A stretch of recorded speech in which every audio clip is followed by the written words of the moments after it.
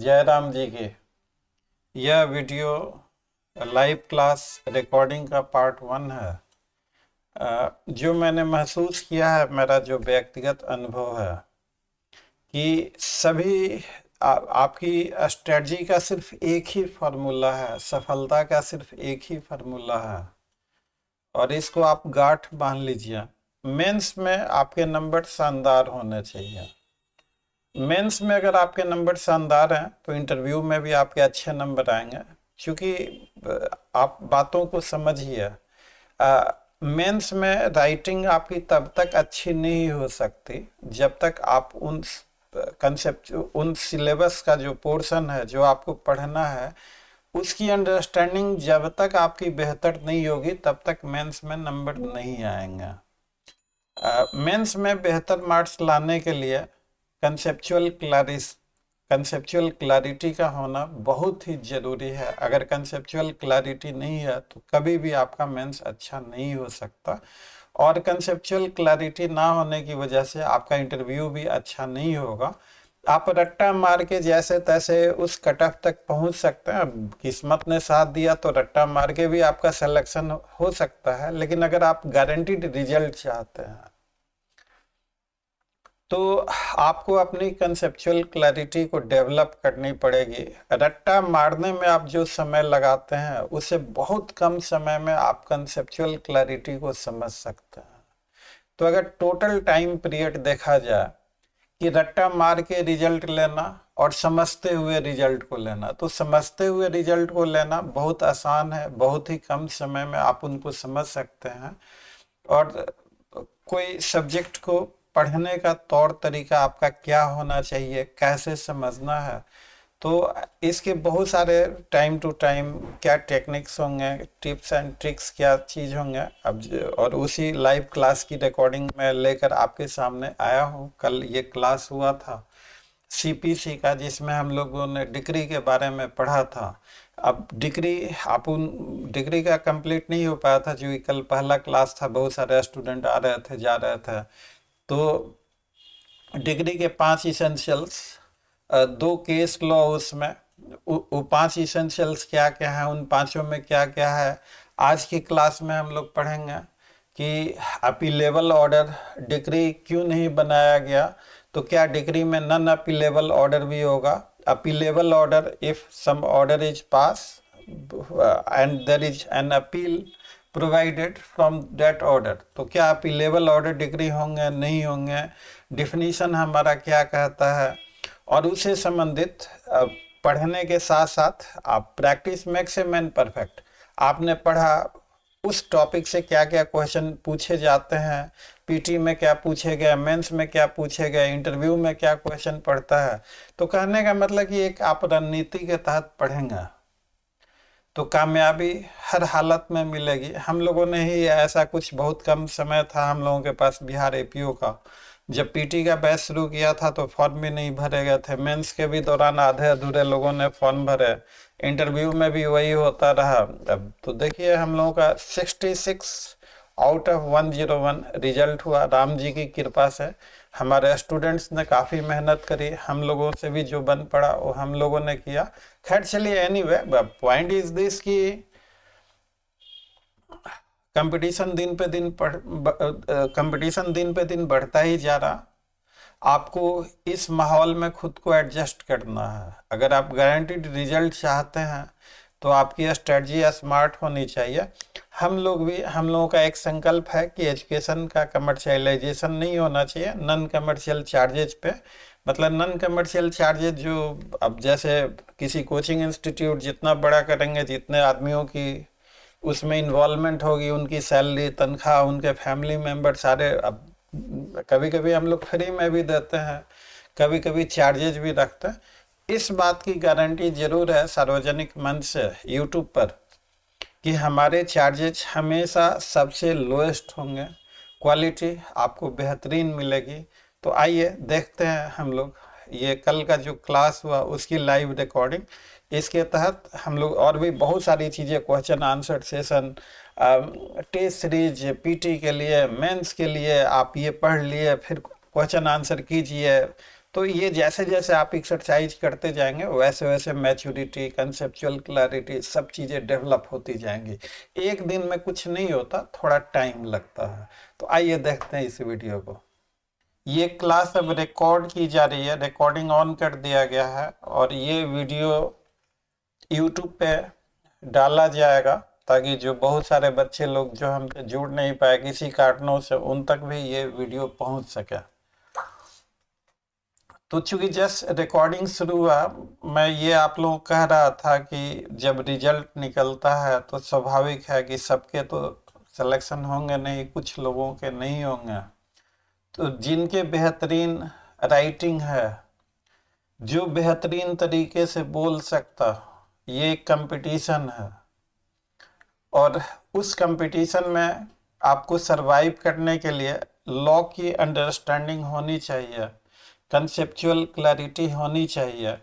अगर conceptual clarity नहीं है तो फिर आपका रिजल्ट रिस्की होगा, 2-4 नंबर से मेंस रुक जाएगा, थोड़े नंबरों से इंटरव्यू रुक जाएगा या कम नंबर आएगा और फाइनली आप बाहर हो जाएंगे। अगर लॉ का आप रट्टा मारते हैं तो मैं नहीं समझता आप लॉ का जो रट्टा मारेंगे उसमें आपको काफी मेहनत की जरूरत होगी, टाइम भी आप लगाते हैं, दिन रात आप लगेंगे। तो आपने जो मेहनत किया लॉ का रट्टा मारने में, उसका आधा टाइम भी अगर आप समझने में लगा दें तो जीवन में कभी नहीं भूलेंगे और रट्टा मारने की नौबत भी नहीं आएगी, कभी नहीं आएगी। आपकी अंडरस्टैंडिंग बहुत अच्छी बनेगी, हर एग्जाम अच्छे से आपका निकलेगा। तो to begin with CPC, let me just share the screen.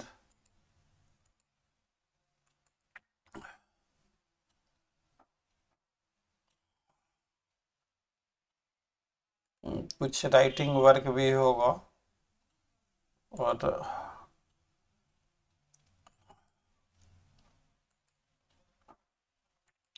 और आज हम लोग फर्स्ट चैप्टर है अपना CPC का।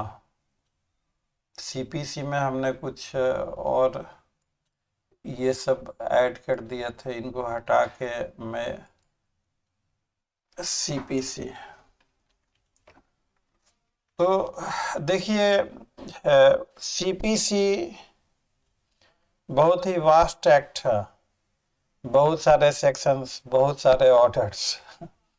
और CPC को अगर आप सारे सेक्शंस और सारे ऑर्डर्स पढ़ेंगे तो वो शायद कभी कंप्लीट नहीं हो पाएगा अच्छे तरीके से।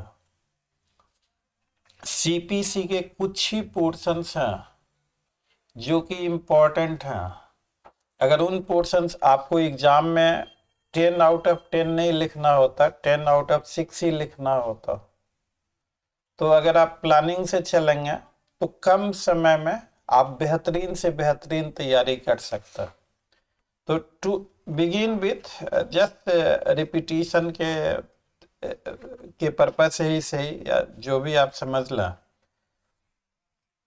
लॉ आप लोग जानते ही हैं कि 2 तरीके का होता है। मान लीजिए कि मैं इंटरव्यू के लिए आपसे पूछूं कि सब्सटैंटिव लॉ किसे कहते हैं, क्या होगा आपका answer? Any of you? Sir वह लो जो पार्टीज की राइट्स एंड लाइबिलिटीज को डिसाइड करे, बताए। Yes, very correct. Limitation law substantive law है, procedural law? Sir limitation act in general procedural law है सर, कुछ 1-2 प्रोविजन है जो सब्सटेंटिव भी बात करते हैं सर। Yes, very correct. तो substantive law deals with right and liabilities of the parties. True. Procedural law किसे कहेंगे हम लोग?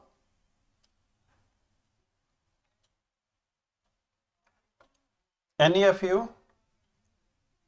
सर जो प्रोसीजर बताए कैसे वो राइट्स एंड लाइबिलिटीज को हम कोर्ट से ले सकते हैं सर, या कैसे ट्रायल होगा सर, क्या प्रोसीजर चलेगा उसका?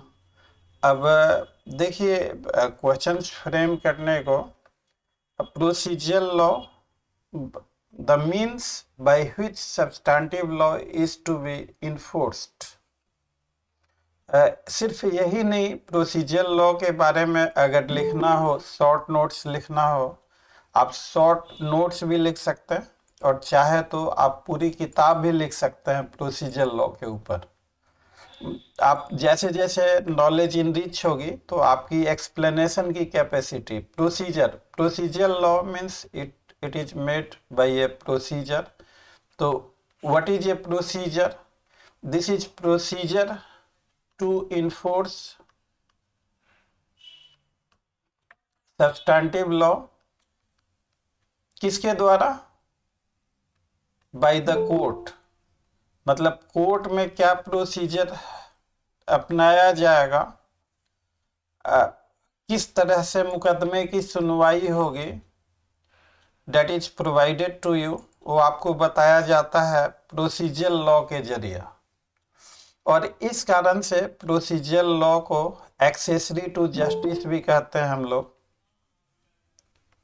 स्टूडेंट्स आर कमिंग क्लास, थोड़ा हमने जल्दी शुरू कर दिया है, कोई बात नहीं, ऐड कर लेते हैं। तो accessory to justice means and mechanism to enforce substantive law. तमाम बहुत सारी चीजें कही जाती है प्रोसीजर लॉ के बारे में। यस, हाँ। तो दिस वन, अब किसी लीगल सिस्टम के लिए आप क्रिकेट का मैच खेलते हैं, आपकी बैटिंग बहुत अच्छी है और बॉलिंग खराब है, मैच हारेंगे जीतेंगे, क्या होगा? क्रिकेट के मैच में ये बहुत आसान सा सवाल है, बताइए। हारेंगे सर। हाँ, आपकी, अब चलिए फील्डिंग बहुत अच्छी है लेकिन बैटिंग भी खत्म, बॉलिंग भी अच्छी नहीं है, तो भी हारेंगे। तो लीगल सिस्टम के मजबूती के लिए दोनों ही लॉ का, सब्सटैंटिव एंड प्रोसीजर, इन दोनों लॉ का बढ़िया होना, दोनों में तालमेल का होना जरूरी है for complete and effective delivery of A justice.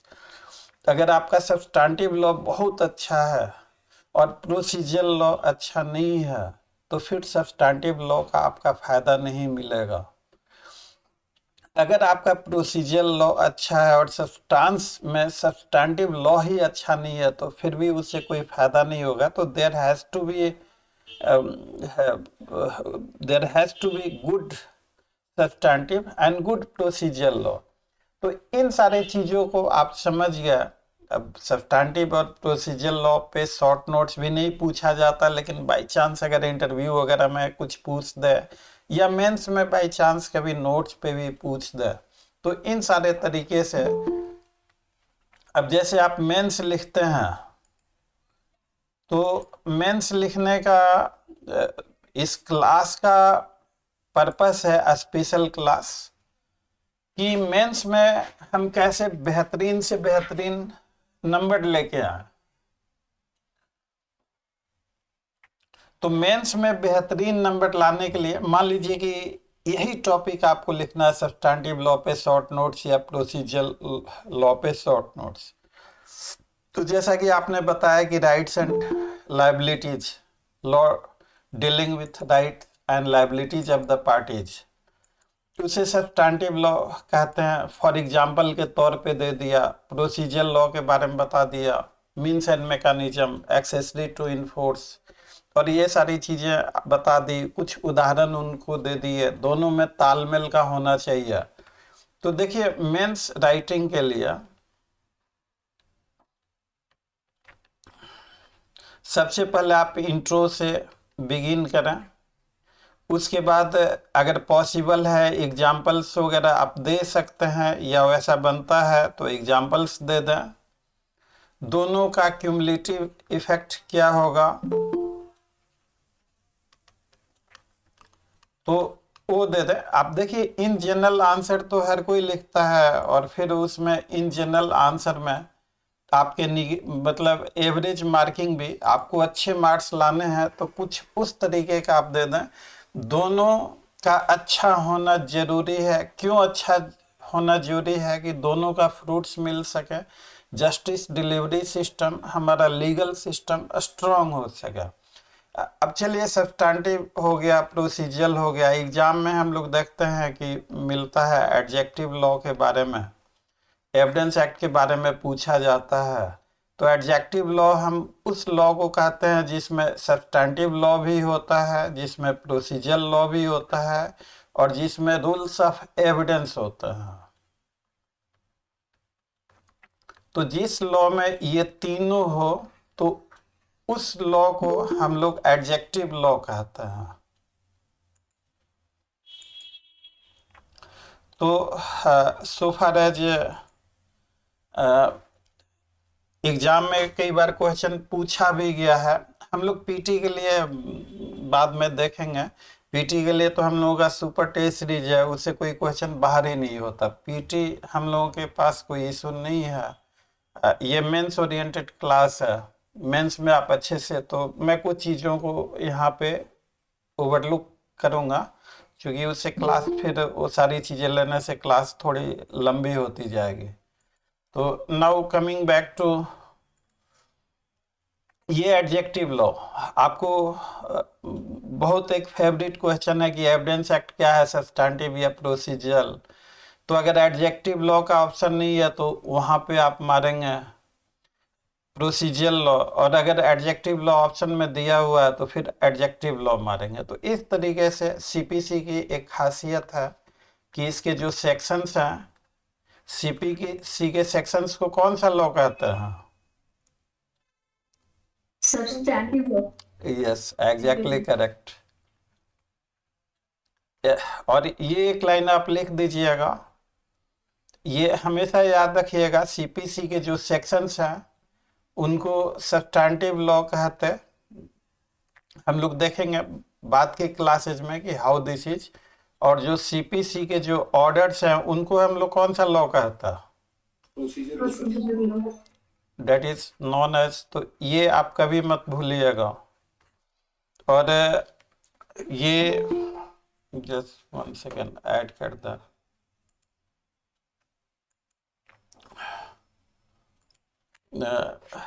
जो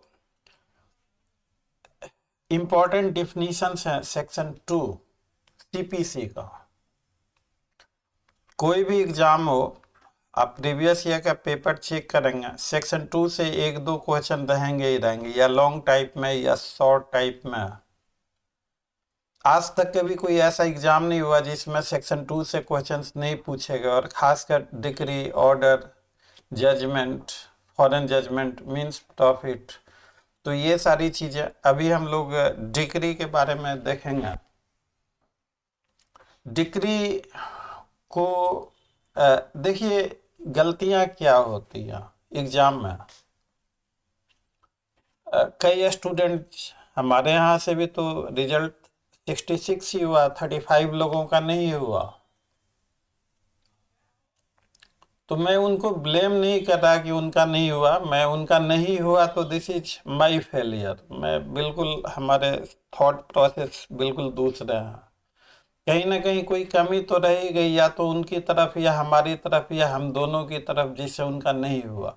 तो नहीं होने के पीछे रीजंस, अगर उन कमियों को जब तक आप दूर नहीं करेंगे, अगला एग्जाम देंगे, अगले एग्जाम में फिर आपको दिक्कतें आएंगी। तो कैसे एग्जाम में आप क्या मिस करते हैं? आई होप एंड बिलीव कि सीपीसी आपके पास है, 2-2 आप निकालेंगे। तो इसका डिक्री मीन्स आप देखेंगे formal expression of an adjudication. देखिए, चेक कीजिए, ऐसा ही लिखा हुआ। Yes sir. एग्जाम में टाइम प्रेशर होता है, मेंस में या इंटरव्यू में भी आप नर्वस होता है। तो ये जो वर्ड है आपका एक्सप्रेशन वर्ड छूट जाता है, आपने फॉर्मल एडजुडिकेशन लिख दिया। अब आप बताइए, तो जल्दी में आपने फॉर्मल एडजुडिकेशन लिख दिया। इन दोनों में कोई अंतर? Formal expression of an adjudication और फॉर्मल एडजुडिकेशन। अब जरा इन पे विचार कीजिए। मतलब ऐसी एक नहीं, ऐसी अनेकों गलतियां होती हैं। हमने कई बार अपने स्टूडेंट्स के आरटीआई से कॉपी निकलवाए हैं, देखे हैं, और ऐसी गलतियां खूब मिल रही हैं। पहले तो ये समझते हैं कि इन दोनों में अंतर क्या है, formal expression of an adjudication और formal adjudication.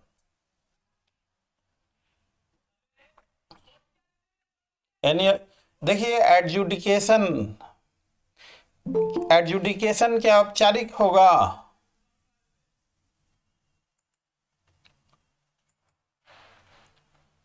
Can we call adjudication as औपचारिकताओं के लिए इंसाफ होगा?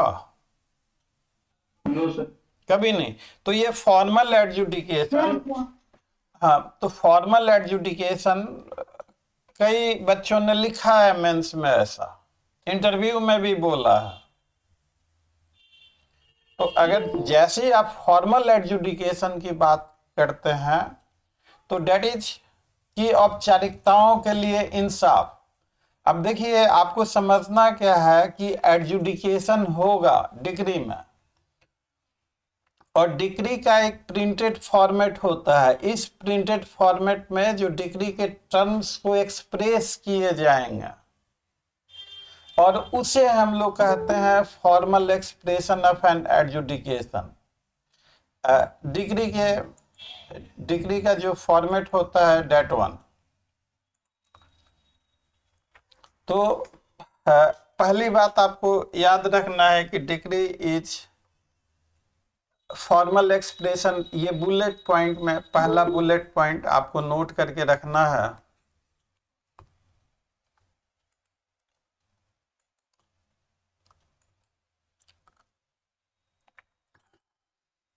Formal expression of an adjudication, इससे सावधान रहिएगा नीचे वाले से।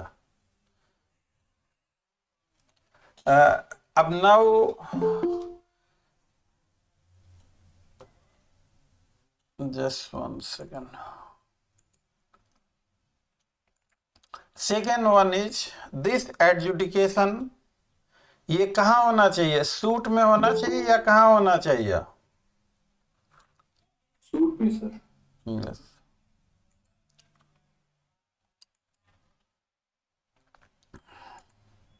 Such adjudication must have been in a suit.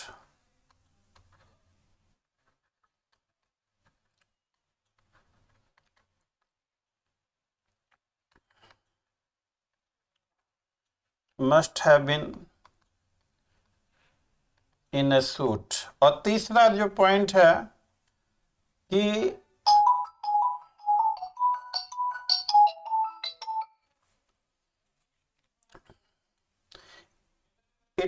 adjudication must have decided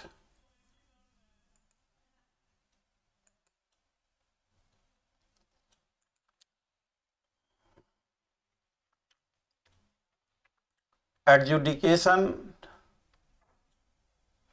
must have decided। क्या डिसाइड करेगा adjudication? Rights and liabilities of parties. हाँ, तो कौन सी राइट्स? दो तरह के rights. Substantive right.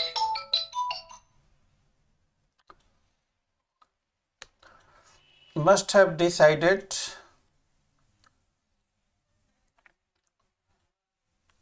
the legal rights.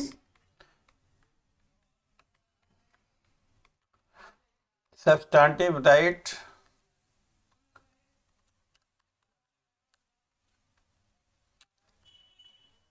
of the parties। आप देखिए, आप में से किसी ने कहा लीगल राइट। अगर यही मेंस में आपने लीगल राइट लिख दिया तो आपका नंबर थोड़ा सा कम हो सकता है। जो डिफिनीशन क्लॉज है उसमें लिखा हुआ है कि एडजुडिकेशन, आप केस लॉ वगैरह को आगे पढ़ेंगे तो अब देखिए, डिफरेंशिएट करना अब जैसे इन्होंने लीगल राइट कहा, तो ठीक है, थोड़ा सा हम विचार करें कि लीगल राइट किसे कहेंगे। तो legal right, A right given by law, simple तरीके में क्या कह सकते हैं हम लोग legal right?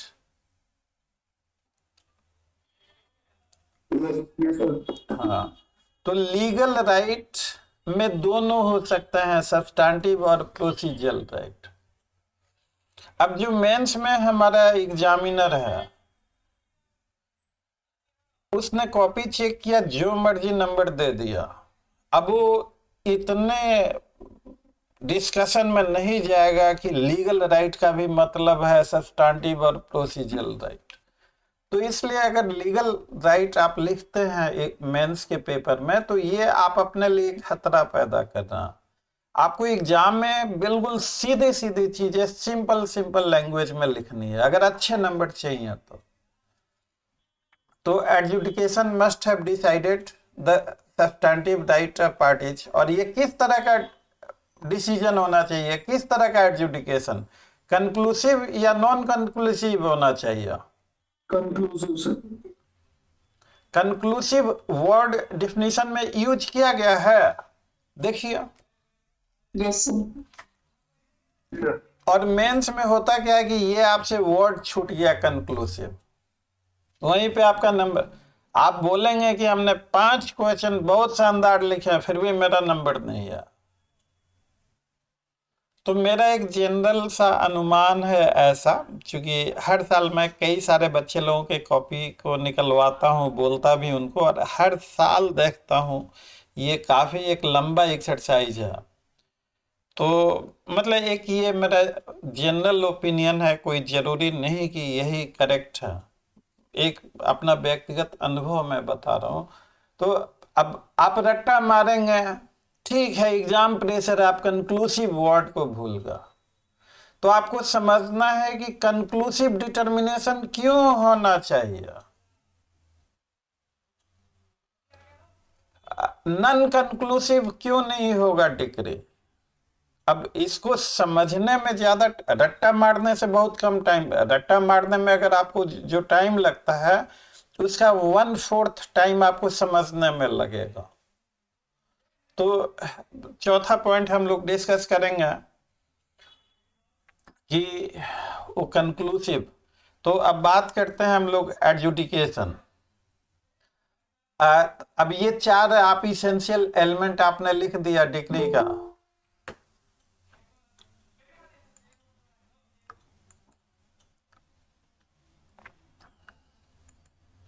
You have just mentioned these 4 essential elements of degree। आप मेंस में लिखना हो, अब आपको सबसे पहले देखना है कि ये जो क्वेश्चन आंसर जो आप लिखने जा रहे हैं ये कितने मार्क्स का है। 5 मार्क्स का है, 10 का है, 15 का है। आप कितने मार्क्स का आंसर कितने पेजेज में लिखेंगे, कितने स्पेस में लिखेंगे, वो हमने वीडियो बना के यूट्यूब पे कई बार डाल रखा है, आप उन वीडियोज को देख लीजिएगा कि कितने स्पेस में लिखा। तो अगर मान लीजिए कि आपका ये क्वेश्चन आप लिख रहे हैं 5 मार्क्स के लिए, शॉर्ट नोट्स के लिए, तो आप इसको एज शॉर्ट आप ऐसे लिख सकते हैं कि एज पर सेक्शन क्या है डिग्री का, 2 है या क्या चीज है? 2 सर। हाँ, डिग्री मीन्स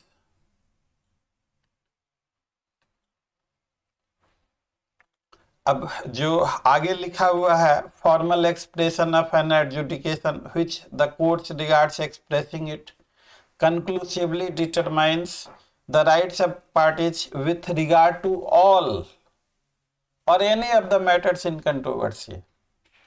तो इस तरह से लिख के थोड़ा सा एक एक लाइन इसको एक्सप्लेन कर दे, हो गया आपका 5 मार्क्स का।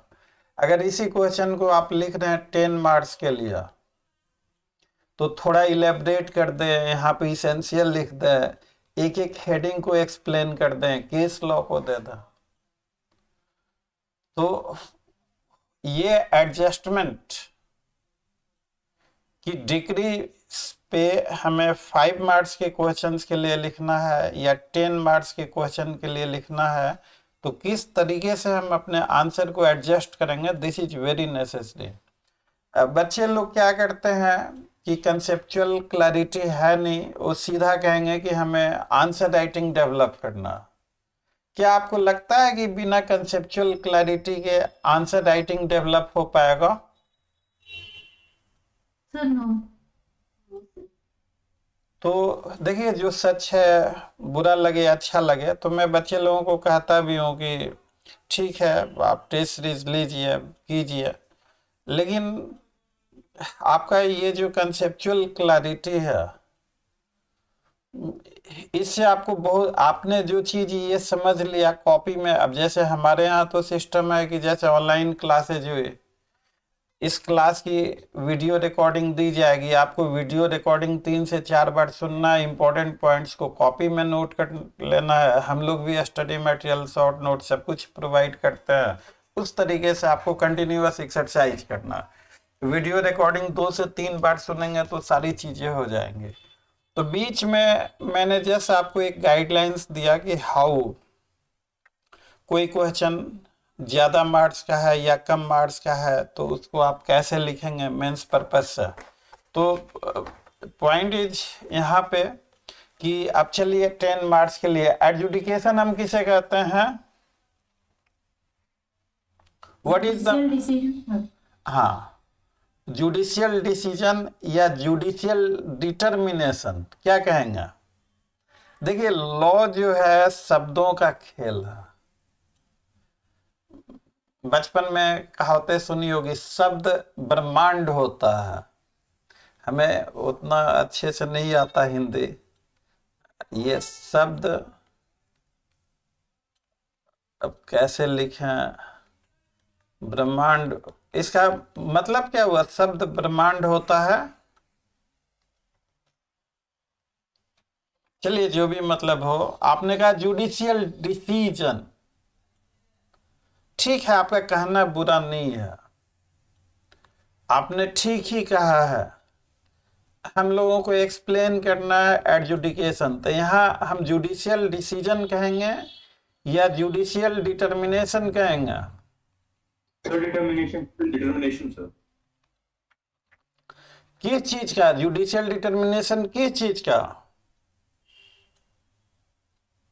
Sir rights and liabilities of the party. हाँ, तो उसको क्या कहते हैं? Of the matter in dispute,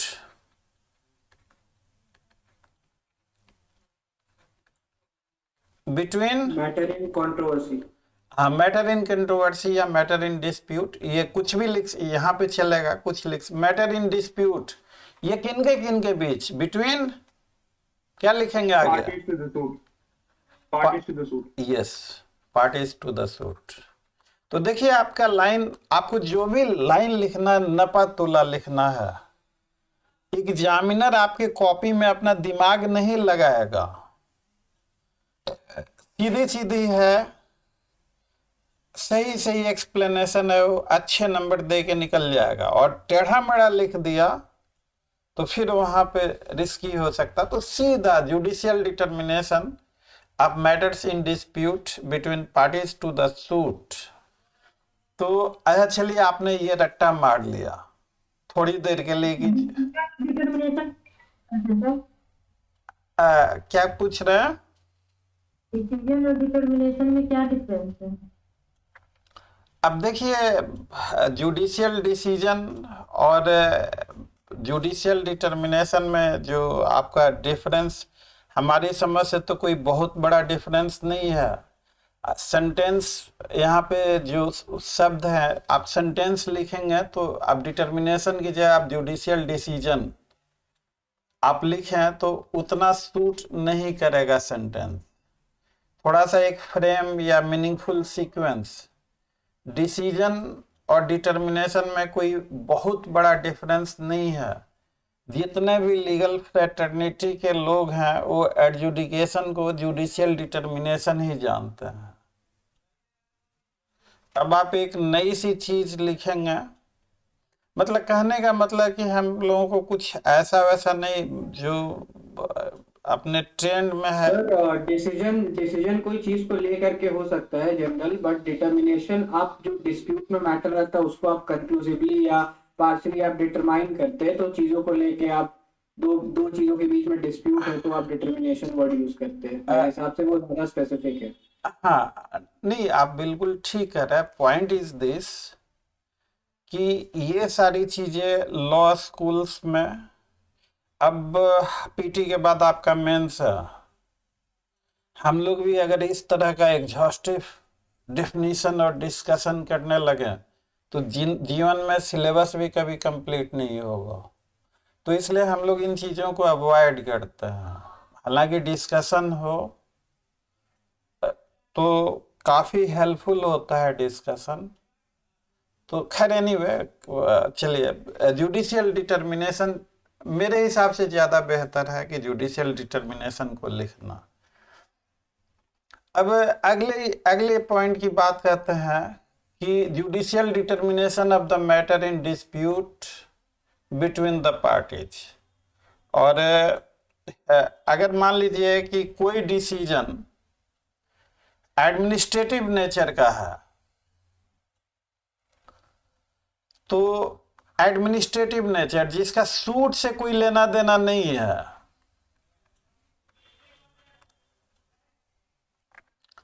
तो a determination which is of administrative nature, क्या वो डिक्री होगा? No sir.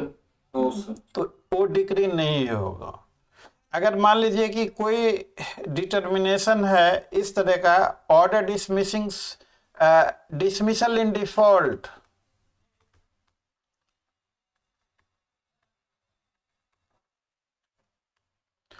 तो अगर मान लीजिए डिसमिसल इन डिफॉल्ट कब होता है? Sir, it's an administrative action, so it will not fall under the definition of decree. Very correct. लेकिन डिसमिसल इन डिफॉल्ट होता कब है? किसके नॉन अपीयरेंस से होता है? प्लेंटिफ और डिफेंडेंट?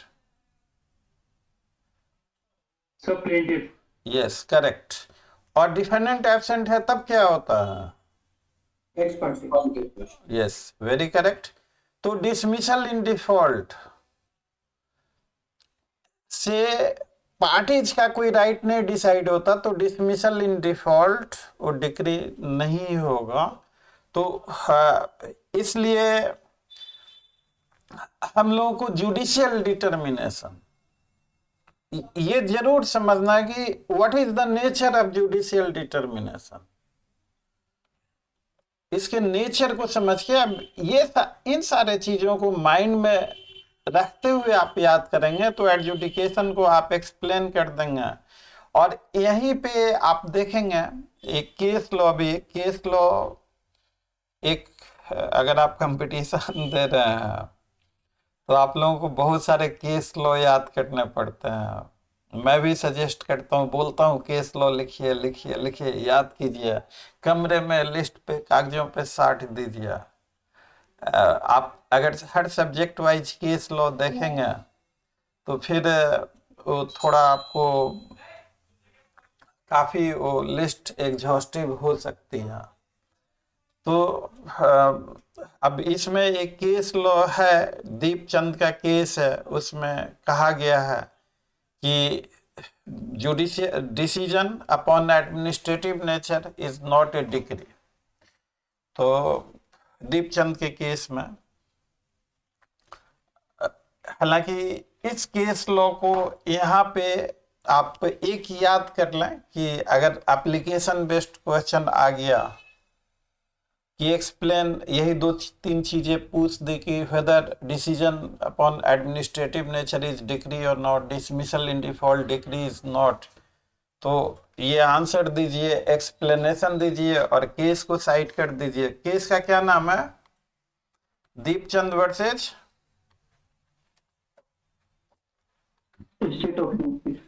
Land acquisition officer. इसमें कहा गया कि डिसीजन ऑन एडमिनिस्ट्रेटिव नेचर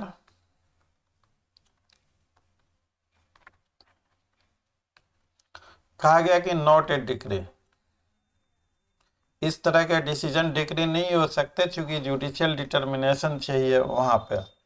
उसके बाद आपका अगला है पॉइंट कि ये जो एडजुडिकेशन, दूसरा हमने क्या लिखा था, फॉर्मल एक्सप्रेशन होना चाहिए ना, adjudication and not only the adjudication,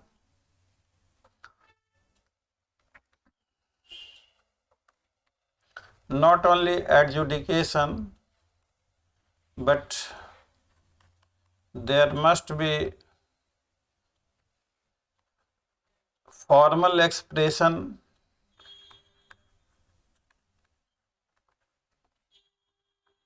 of adjudication। Degree का एक प्रिंटेड फॉर्मेट होता है, उसमें सारे टर्म्स लिखे जाते हैं। As long it is only up to the adjudication, उसे क्या कहेंगे हम लोग? अगर ये सिर्फ एडजुडिकेशन तक ही सीमित है तो दोनों चीजें हो सकती है, ऑर्डर भी हो सकता है, जजमेंट भी हो सकता है। तो लेकिन अगर एडजुडिकेशन को, उस एडजुडिकेशन को जो डिक्री के फॉर्म में उनमें एक्सप्रेस कर दिया गया, तभी जाके वो डिक्री होगा, अदरवाइज वो डिक्री नहीं होगा। तो the next point, third point is कि such adjudication must have been given into a suit। Suit को डिफाइन किया गया है सीपीसी में? No, sir. No, sir. आप लोग टेकवानी पढ़ते होंगे तो टेकवानी में केस दिया हुआ हंसराज गुप्ता वर्सेज, देहरादून मशहूर। हाँ बिल्कुल, आपको यस यस वेरी करेक्ट। तो इसमें क्या कहा था सुप्रीम कोर्ट ने? Suit is a civil proceeding instituted by, presentation of like. हाँ, तो अगर सेकेंड पॉइंट को आप एक्सप्लेन करें तो आप लिख सकते हैं the word suit has not been defined,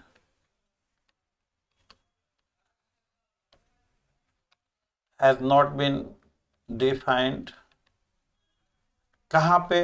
under CPC case का ये दे दें, Hansraj Gupta versus official liquidator के केस में सूट क्या, एक लाइन में, suit is a civil proceeding instituted bye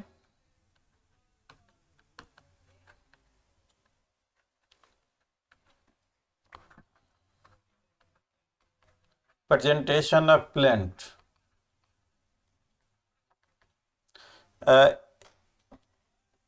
ये बात कही गई थी हंसराज गुप्ता में। अब सुप्रीम कोर्ट ने ये जो लाइन कही कि instituted by presentation of plaint, तो इस लाइन को हम लोगों को समझना है। अगर मान लीजिए कि इंडिजेंट पर्सन जब सूट फाइल करता है, जब उसे सूट फाइल करना होता है एज इंडिजेंट, तो वो एक एप्लीकेशन देता है leave to sue as forma पॉपरिस।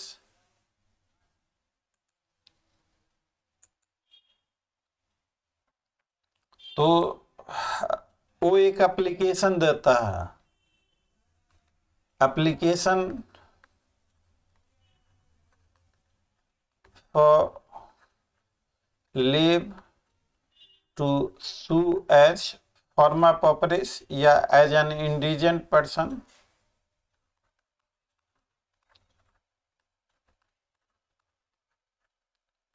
तो इस एप्लीकेशन पे कोर्ट ने कोई ऑर्डर पास किया, कोई ऑर्डर आया, तो क्या ये ऑर्डर डिक्री के तौर पे ट्रीट किया जा सकता है? नो सर, ये प्लेंट नहीं है ना। हाँ, चूंकि ये एप्लीकेशन प्रेजेंट किया गया, प्लेंट नहीं प्रेजेंट किया गया है। तो अगर प्लेंट प्रेजेंट किया जाता और उसे सिविल प्रोसीडिंग इंस्टीट्यूट होती और उसमें जो ऑर्डर होता, तब वो decree that may have been a decree अगर बाकी कंडीशन सेटिस्फाइड होते तो जो application to sue as indigent person, तो उस एप्लीकेशन में जो ऑर्डर होगा वो डिक्री नहीं होगा। इसके अलावा कुछ स्टैट्यूटरी सूट्स भी होते हैं, जैसे HMA में डिग्री फॉर डाइवोर्स पास होता है, degree for nullity of marriage, Hindu marriage act में खूब पढ़ते होंगे। Yes sir. आपका Indian succession act, Hindu marriage act, guardian and wards act. तो इसमें जो एप्लीकेशन मूव होता है और उस एप्लीकेशन पे जो डिसीजन होता है, तो उस डिसीजन को भी हम लोग इस तरह के एप्लीकेशन को, इस तरह के पिटीशन को हम लोग स्टैट्यूटरी सूट्स कहते हैं। और इनमें जो ऑर्डर पास होता है उसको भी हम लोग डिक्री कहते हैं। अब दिस वन की स्टैट्यूटरी सूट्स में भी जो पास किया जाता है, दैट इज आल्सो। अब the most important next point is कि डिक्री में there must have been a decision upon rights of parties in controversy.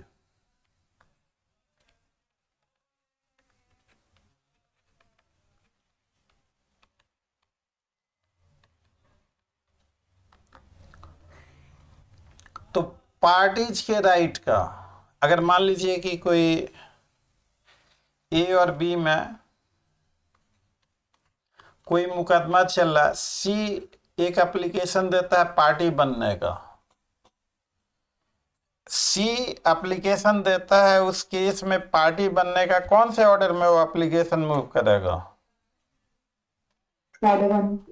Order 1 correct rule.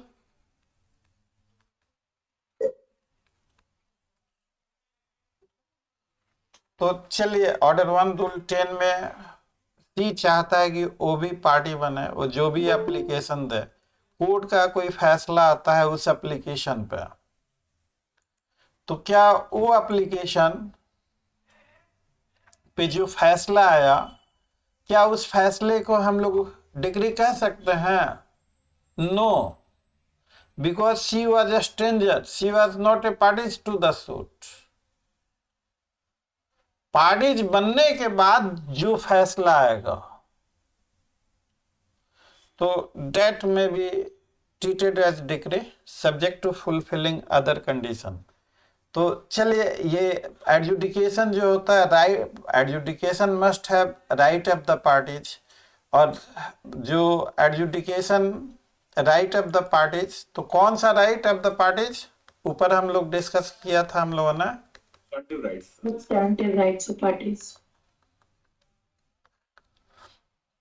Substantive right and not merely procedural rights.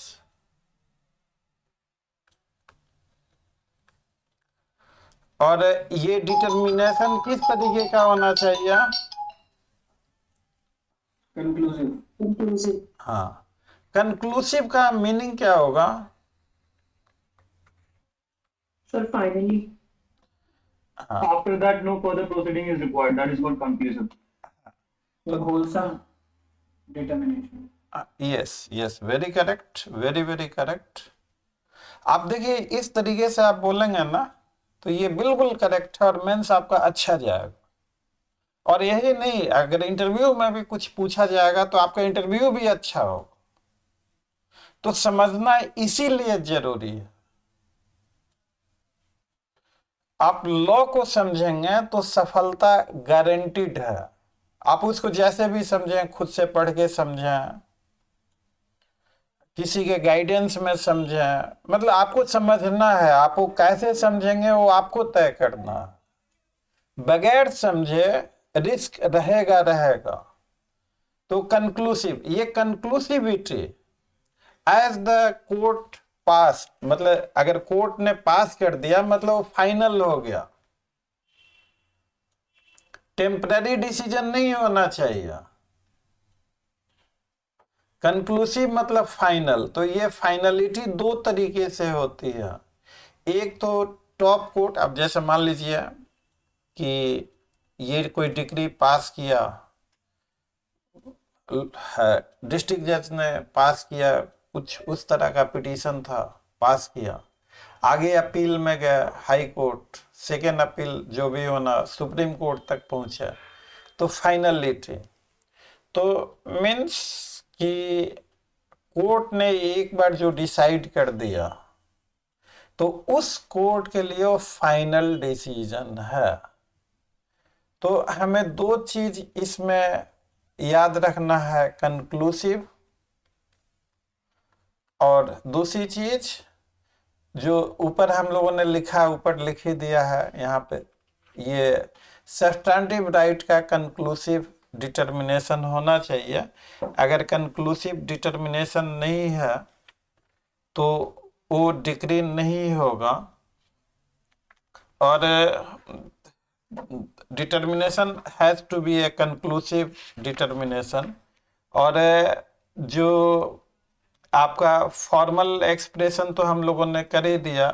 अब एक और आगे question है deemed degree. ये definition clause में आप देखेंगे नीचे आगे को सीपीसी का, इटसेल पढ़िए उसको, बेयर एक्ट आपके पास है तो हमेशा अपनी पढ़ाई जो है बेयर एक्ट से ही रखें। बेयर एक्ट में बहुत सारी चीजें दी हुई है। It shall be deemed to include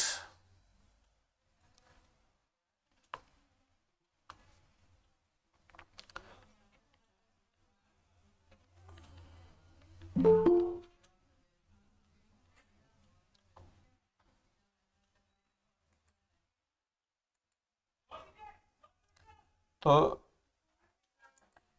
it would be deemed to include rejection of plaint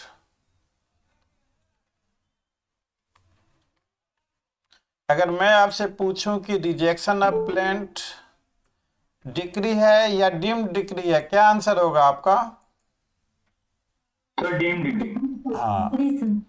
तो Deemed. हाँ, आपके 30th बिहार जे इंटरव्यू में डिक्री और डीम्ड डिक्री खूब पूछा गया।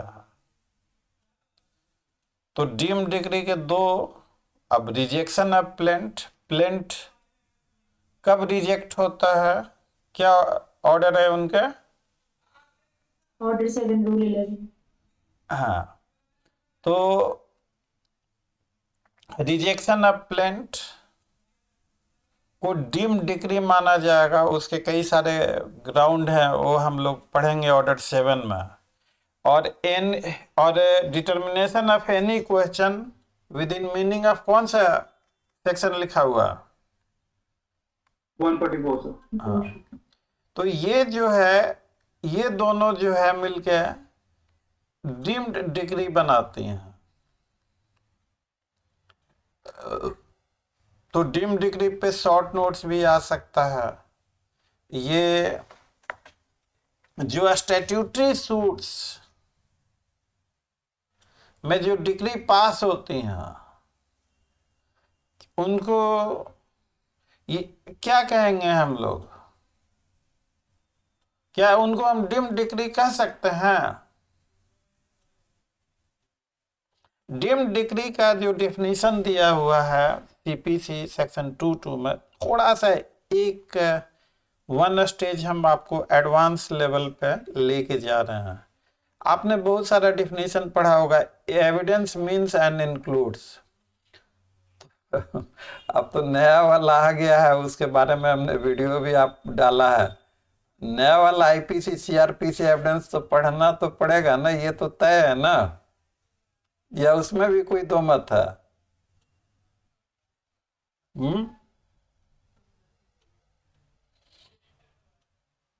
क्या सर पढ़ना पड़ेगा। लेकिन कब से और कौन से एग्जाम के लिए पढ़ना पड़ेगा वो बाद में डिसाइड होगा। तो जैसे हम लोग देखते हैं बहुत जगह डेफिनेशन में मीन्स एंड इंक्लूड, यहां भी लिखा हुआ है it shall be deemed to include.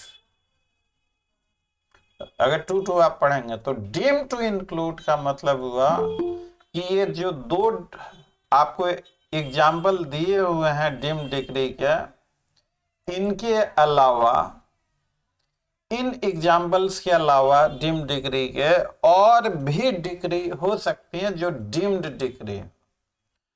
तो कोई भी एडजुडिकेशन डिग्री हो सकता, कब हो सकता, अगर मैटर इन डिस्प्यूट जो पार्टीज का है सूट में, उसका एडजुडिकेशन, सूट ये भी हो सकता है केस लॉ से हम लोगों ने हंसराज गुप्ता वाला देखा, या स्टैट्यूटरी सूट्स में, तो कंक्लूसिव डिटर्मिनेशन होना चाहिए कौन से राइट का, सब्सटेंटिव राइट का।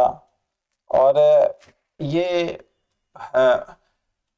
जो लास्ट पॉइंट है इसका, और ये जो डिटर्मिनेशन मैटर ऑफ कंट्रोवर्सी,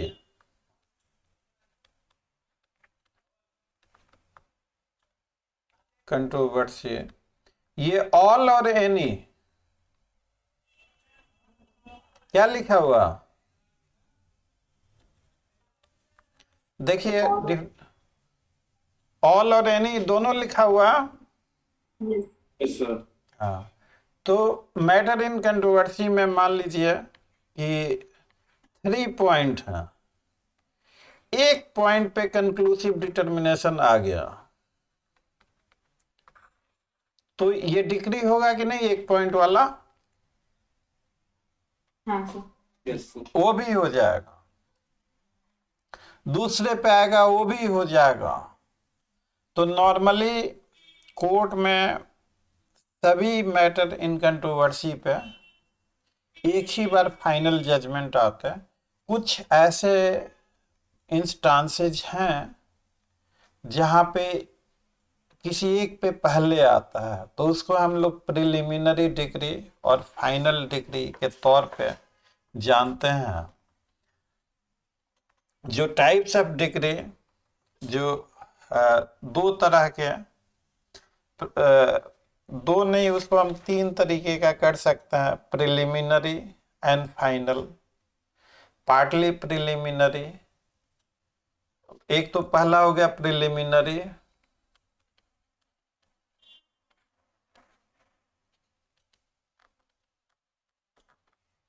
दूसरा फाइनल, और तीसरा क्या कहेंगे? Partly preliminary and partly final. Partly final.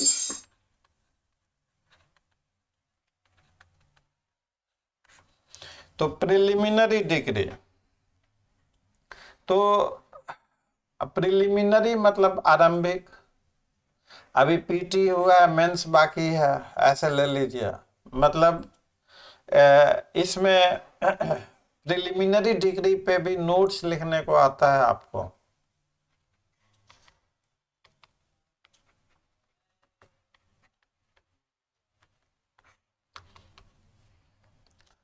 जब हम लोग टेस्ट सीरीज चलाते हैं और बच्चे लोग आंसर लिखते हैं, नोट्स पूछा गया प्रिलिमिनरी डिग्री पे, उन्होंने जवाब पूरे डिग्री पे ही दे रखा है।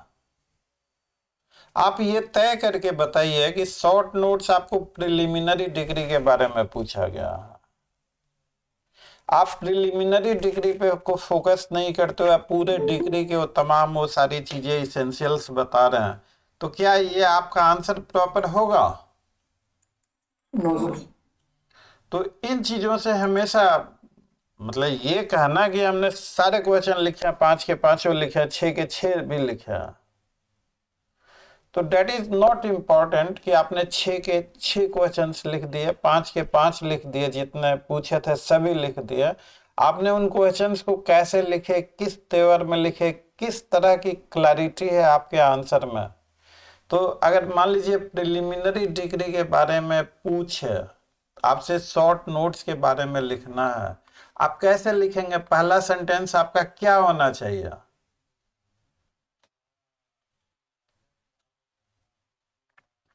फर्स्ट सेंटेंस बताइए प्रिलिमिनरी डिग्री का, जस्ट थिंक एंड बताइए।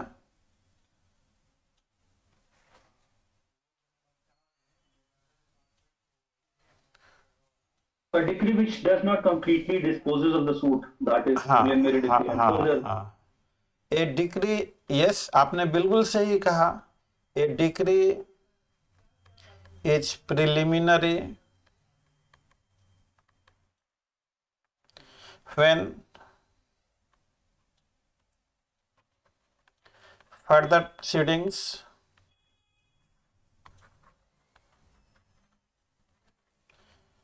are required to be taken, are still required to be, आपने जो कहा उसी बात को मैं दूसरे सेंटेंस में कह रहा हूं,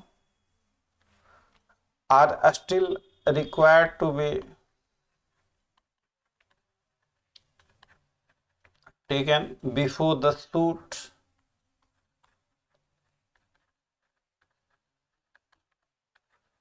can be finally disposed of. Sir, in this very process, sir, only one or some of the rights are determined and not all the rights Yes, are yes, very very correct, absolutely correct. आपको matters in controversy अभी explain किया गया था कि matters in controversy जो है 4-5 matter यहाँ पे जो अभी एक्सप्लेन किया था, तो इनमें से एक को डिसाइड करेगा और प्रिलिमिनरी डिक्री के ही बेसिस पे फाइनल डिक्री बनती है। अगर आपने प्रिलिमिनरी डिग्री को चैलेंज नहीं किया तो फाइनल डिग्री सेट असाइड नहीं हो सकता। तो थोड़ा सा एक्सप्लेनेशन वाला क्लास था, थोड़ा सा शॉर्ट तो हुआ, बच्चे लोग भी आते रहे और टाइम लगता रहा। हम लोग अब इसमें तो बहुत सारे ऐसे बच्चे भी हैं जो कॉलेज स्टूडेंट हैं, कुछ सीनियर स्टूडेंट्स भी होंगे।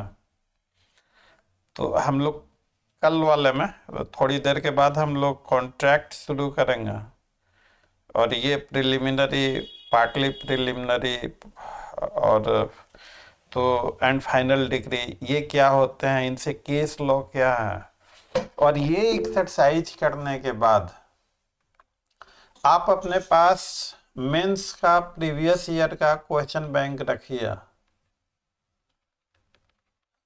प्रीवियस ईयर क्वेश्चन मार्केट में मिलता है, आप ले लीजिए।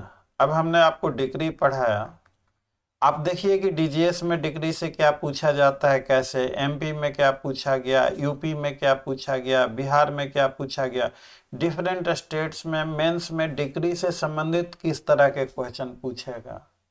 अब इनके मद्देनजर उन क्वेश्चन का अब आप आंसर राइटिंग कीजिए, बेहतरीन होगा आपका आंसर राइटिंग। तो this is what I understand कि एक अच्छा तरीका है तैयारी करने का। अगर आप पढ़ लिए, समझ लिए और फिर उसका एक्सरसाइज आपको करना।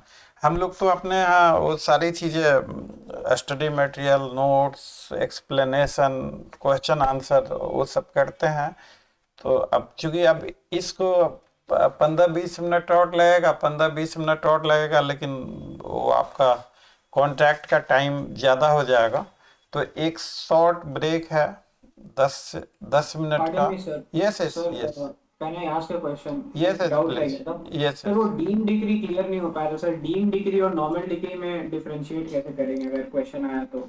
बिकॉज इसका जो डेफिनेशन है काफी मतलब नैरो दिया हुआ है कि इट शैल इंक्लूड ये रिजेक्शन ऑफ प्लेंट और सेक्शन 144 में जो रेस्टिट्यूशन है, इसके अलावा कैसे इसको इलैबोरेटली डिफाइन किया जा सकता है? हाँ हाँ हाँ, देखिए वो वैसे डिग्री तो नहीं है, मतलब डिग्री के फुल कैरेक्टरिस्टिक, डिग्री के जितने कैरेक्टरिस्टिक हैं वो सारे कैरेक्टरिस्टिक उसमें नहीं हैं, लेकिन इनको डिग्री माना गया है। डिग्री के अब जैसे रिजेक्शन ऑफ प्लेंट, तो प्लेंट कई कारणों से रिजेक्ट हो सकता है। क्या क्या कारण होंगे रिजेक्शन ऑफ प्लेंट के? सर जुरिसडिक्शनल एरर हो सकता है, सब्जेक्ट मैटर, हाँ, specially barred by some provision of the law, limitation, yes, बहुत सारे कारण हो सकते हैं।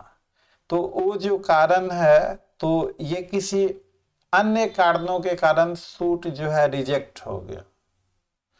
और लेकिन सूट रिजेक्ट हुआ है, पार्टीज के एक्सक्लूसिव, पार्टीज के सब्सटेंटिव राइट का डिटर्मिनेशन नहीं हुआ। सूट रिजेक्ट होना और पार्टीज के सब्सटेंटिव राइट का डिटर्मिनेशन होना दोनों एक ही चीजें हैं या दोनों अलग अलग चीजें हैं? Both are different things. Both are different. तो डिग्री का कैरेक्टरिस्टिक है कि conclusive determination of substantive right of the parties, और डीम्ड डिग्री में there may not be conclusive determination of the substantive right of the parties. और इसमें I got your point. हाँ But that means that, sir, it is not having all the characteristics of degree, but still it is termed as a degree because Deemed. under deemed degree. हाँ। Because of certain things. आपको मैं एक दूसरे उदाहरण से और समझाऊं। Live in relationship, उसमें कोई फॉर्मल मैरिज तो नहीं होता, ना कोई मैरिज सेरेमनी होती, लेकिन फिर भी parties resided as, parties live as husband and wife. तो ऐसे रिलेशनशिप में मैरिज को प्रिज्यूम किया जाता है, and that presumption gives rise to deemed marriage. अब इन्हीं चीजों को, डीम्ड को हम लोग एक्सप्लोर करेंगे आगे, तो बहुत सारे केस लॉ मिलेंगे। हमें तो इन चीजों में अच्छा लगता है, लेकिन मैं बच्चे लोगों को उतना ही, अब थोड़ा बहुत कट शॉर्ट हो गया हूँ। अब मेरा टारगेट है कि बच्चे लोगों को होल सिलेबस याद करवा देना। ये ठीक है, ये एक्स्ट्रा वर्क है डीम्ड को, और हम थोड़ा केस लॉ में हमने ये जो उदाहरण आपको जो दिए डीम्ड मैरिज का, डीम्ड डिग्री का, not only this, there are many other things also, बहुत सारे केस लॉ भी हैं। तो हम लोगों को एग्जाम पॉइंट ऑफ व्यू से और मेंस ओरिएंटेड जो बहुत इंपॉर्टेंट टॉपिक है उनको सबसे पहले कंक्लूड करना है। वो कंक्लूड हो गया, हमारे पास एक्स्ट्रा टाइम है तो एक्स्ट्रा एक्सरसाइज हो सकता है बेहतरीन तरीके से। नो, आप समझ गए deemed decree now? Is it okay? Yes, sir. तो let us take a break for 10 minute.